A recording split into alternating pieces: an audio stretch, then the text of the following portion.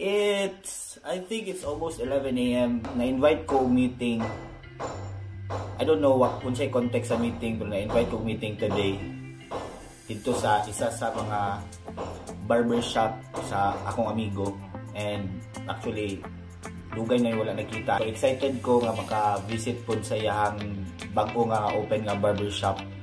So, ubani ko niyo today kung unsa man galing ni nga meeting ang akong apilan and para ma-update sa tamo ko unsa ni about. So, let's go. Tungod kay traffic pag kayo diri syudad sa Cagayan de Oro, nagpabook ko og angkas kay mo ato ang forms at transportation padulong dito sa iyang barbershop. So, pakita na ko sa inyo akong experience karon nga mag-angkas ko padulong dito sa iyang barbershop.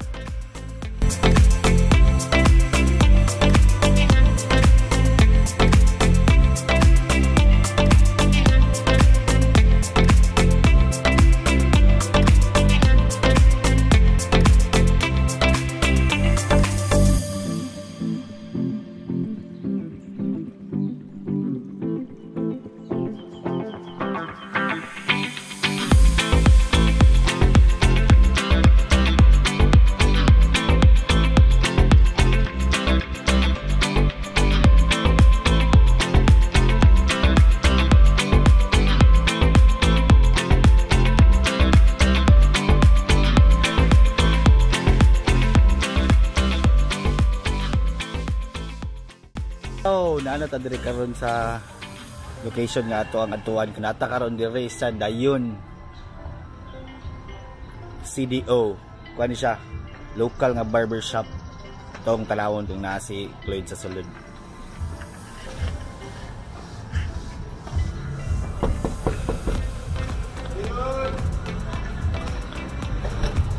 Yo yo yo.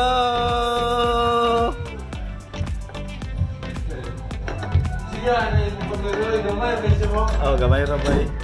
Musta? Kapi. So, mo ni siya ang shop ni Cloyd. Ako siya introduce sa inyo karon taon-taon kaya lang. Kuan siya, isa ni sa mga pinaka-talented na kong amigo. Di manggod. Dili ra ni siya barber. MC pa ni siya. Dayon dancer pa ni siya. Wala na siya ako kanang jack of all trades ba nga master tanan talented yun nga tao.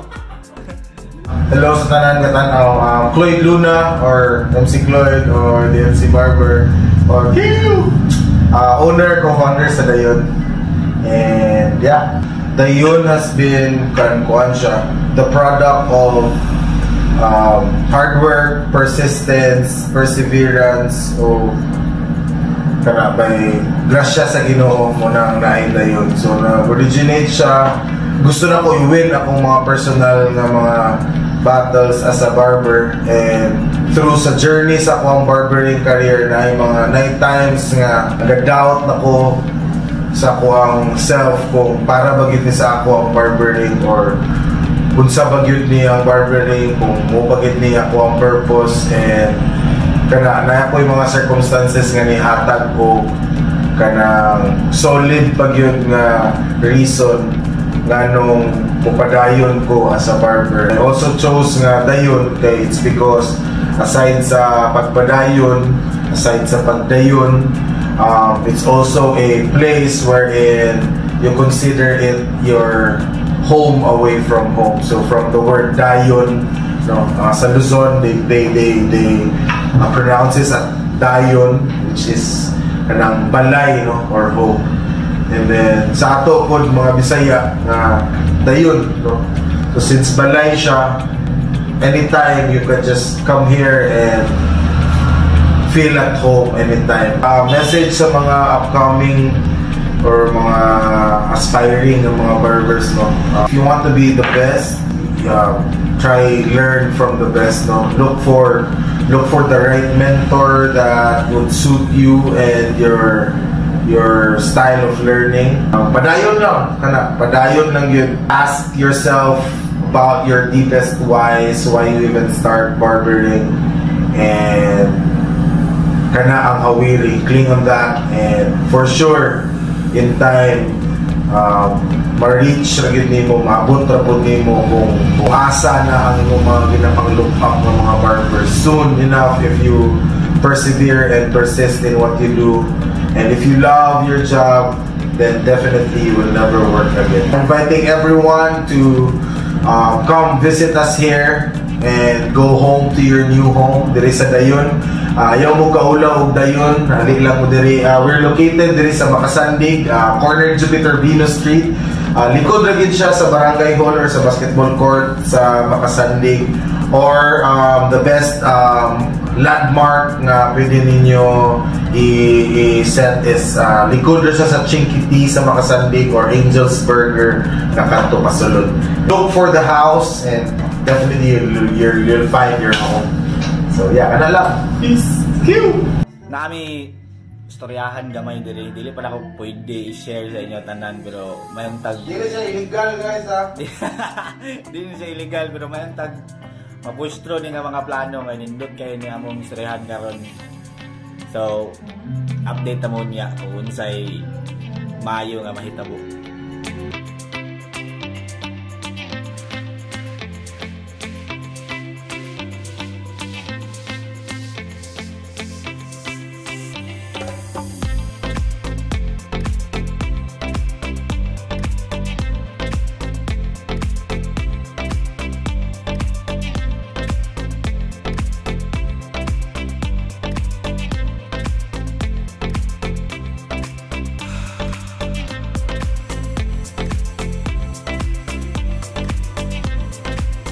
After jogging, unsa man baton di? Unsa baton na? Unsa baton take? After jogging, so unsa baton mangaon. So namin karon diri sa Blooming Trip. Diri sa Nakalaban Street sa Cagayan de Oro. High school or college pa una ni siya nga barbecuehan. Na change lang ilahang location karon kay ginabuild pa nila ilang bagong tindahan. So as of now naa sila karon diri. Kilid or likod sa medical hospital. Grabe kalami ilahang barbecue diri ka. Grabe kalami ilahang barbecue sa una pa. So, doon naman kayang Jarborhang Diversion Road. Nagbakay kami padulong diri. So, diri may manihapon nga ron. At ta sulod kay mag-order na ta sa ato ang kaunon. Gansoy ang tag-iya sa Blooming Treat. Yang papa ko kami ko sa una karon. Siya na ang tag-iya diri karon. Pero ang timpla soy pareha ra gyapon ba? Ang option karon sa food is nasa sila hotdog, batikolon is eh? Batikolon, nasa sila chorizo, atay manok, chicken meat, atay sa baboy, napon sila pitso o liog, then nasa sila pork barbecue. So napon sila chicken skin o isaw, mawala diri karon. So atong orderon karon is, unsay ma-recommend nimo soy? Chorizo right, spicy, hindi lang, meron ako ng Cebu. Correct. Chorizo di Cebu daw. Vibes. So, kana pwede ka po spicy, pwede rin na. sige, isa ka spicy nga chorizo, isa ka hotdog, ilahang pork dayon kani, atay sa baboy, o isa ka chicken meat. Okay. So, muna itong order karon.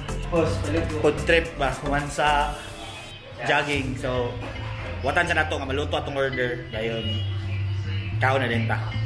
Ang Blooming Treat day kay open sila 4 PM. Dayon magsirado sila mga 10:30 sa gabi. So, kung namo diri around sa area or kung gusto mo tilaw sa ilang lamig na barbecue, visit na mo diri sa Blooming Treat. Nasa Nakalaban Street, diri likod or kilid sa medical hospital. O napon sa ating hospital natin, COMC. Nasa diri sa right side sa COMC. So kung crave mo barbecue malamig, visit na mo diri sa Blooming Treat.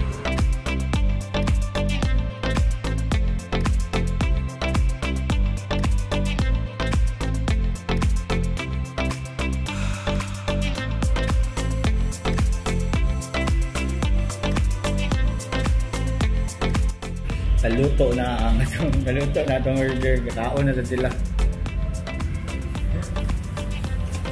Magkaon sa mi. I think di na ako kinahanglan i-explain yung daghan kay gusto ko testingan na ninyo gani diri kay for sure lamig kay ilang barbecue. So again, mao ni akong gi-order. Mao ni akong gi-order. Na ako'y atay sa baboy, na ako'y chicken nga unod, hot and spicy nga chorizo, na ako'y pork.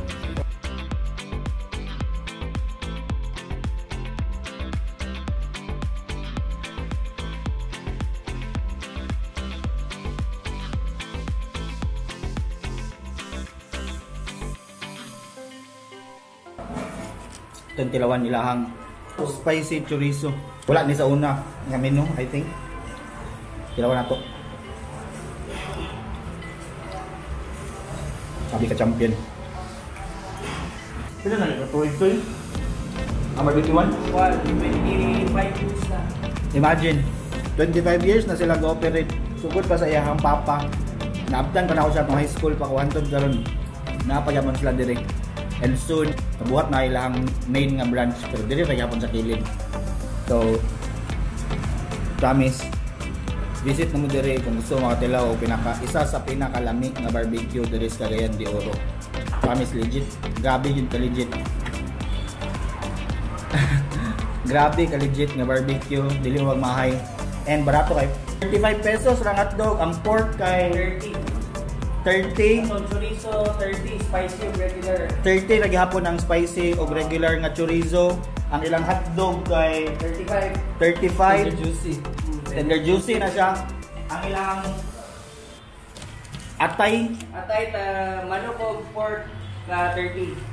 Ang atay nila pork o chicken 30 pesos lagi hapon. Ang rice nila doy 15 lang rice. and 15 pesos ilang rice. Na sila table sa gawas o napos sila table dito sa sulod kung gusto mo. Again, mag-open sila 4 PM hangtod 10:30 PM Monday to Saturday. Sunday ra sila wala. So, visit na mo. Grabe ka productive nga adlaw gikan sa meeting.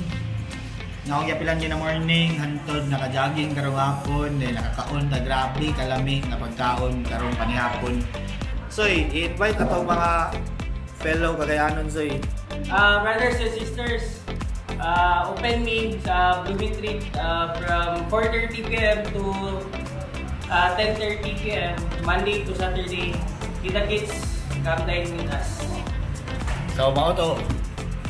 Visit mo dire kay sure good day nga lami ilang pagkaon and thank you. Halang ilang silig, di ba? Tinuod jud ka, halang ilang sili dire kung gusto mo halang nga sawsawan nya kamo magbuhat, tinuod jud kami dire nga nanghaon karon halangan gid kami kaayo. Anyway, thank you kaayo sa inyo at tanan sa pag-uban sa karon nga adlaw sa akong gipangbuhat. And visit na mo diri ako gisulti again and again and again and again nga visit mo diri kay sulit kaya pagkaon dili mahal, dagko kaya ang ilang barbecue and mo to lamig gyud kayo. So thank you kayo sa inyo tanan sa pag-uban sa karong adlaw. Peace and love.